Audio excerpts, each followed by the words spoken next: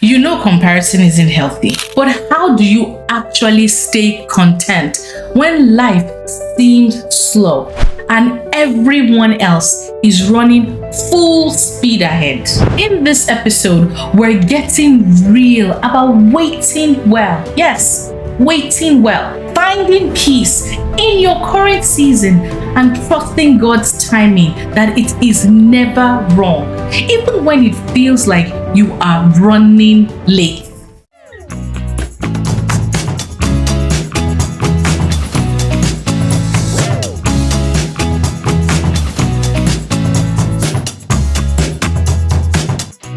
Welcome back to the CEO podcast. I'm Tosin Ayadele. On the last episode, we kicked off a two-part series on the topic that I call This is Why You Are Unhappy. If you missed part one of the series, I'm going to give you a quick recap, right? We talked about how comparison steals our joy and distracts from our own unique journey. Today, in part two, on this episode, we're taking it just a little step further.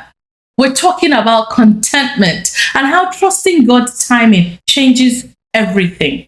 It's a game changer. Because you know what? Let's be honest. Knowing we shouldn't compare ourselves is one thing, no. Actually learning to be content, well, now that is a whole different battle on its own. But don't you worry, on this episode, we're going to unpack it together. So let's dive right in. Why is contentment so hard? Are you asking me? Okay. Let's start with this. Contentment is not complacency. No, it's not. A lot of times when people hear be content, they think it means settling or giving up or giving in on that ambition. But that's not what God calls us to do. Absolutely not. And Philippians 4 verses 11 and 13 exemplifies that. It says, I have learned to be content whatever the circumstances. And then it says, I can do all things through Christ who gives me strength. You know what? Paul wasn't saying I have everything I want. No. What he was saying is I've learned to trust God, whether I have little or I have plenty.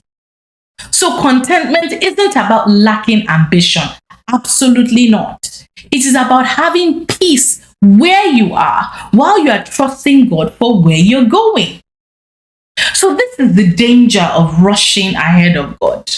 If you have ever tried to force something before it's time, put your hand up. I've done it. Whether it's a job, in fact, whether it's a relationship, you see that relationship one, people know that this relationship is not taking them anywhere. But they will say that we stand here, we've been here, all of that.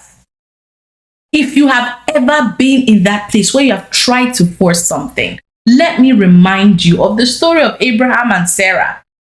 To sound a caution, if you read their story in Genesis 16, God had promised them a child. Not that they went to lobby you, God promised them. But when it seemed like it was taking a long time, like year 1, year 2, year 5, year 10, God, how far what's going on here? They decided to take matters into their own hands. Sarah told Abraham to have a child with her servant, Hagar. And we all know how that turned out. Chaos. So what's the lesson here? When we force what God has not yet released, we create problems we were never meant to deal with. Can I say that again so that it's for emphasis? When we force what God has not yet released, we create problems we were never meant to deal with.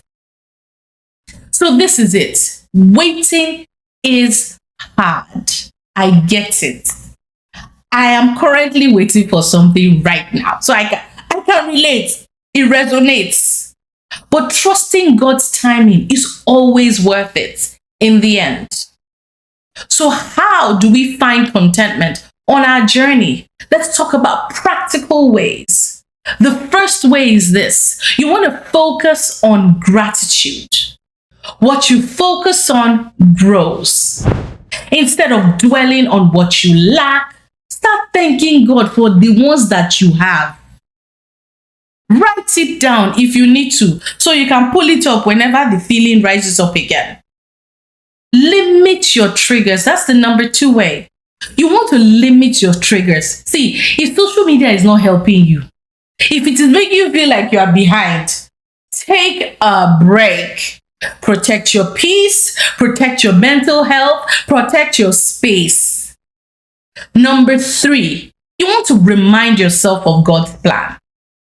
Jeremiah 29 verse 11 is a scripture that I love very much. And it says this: I know the plans that I have for you. This is God speaking.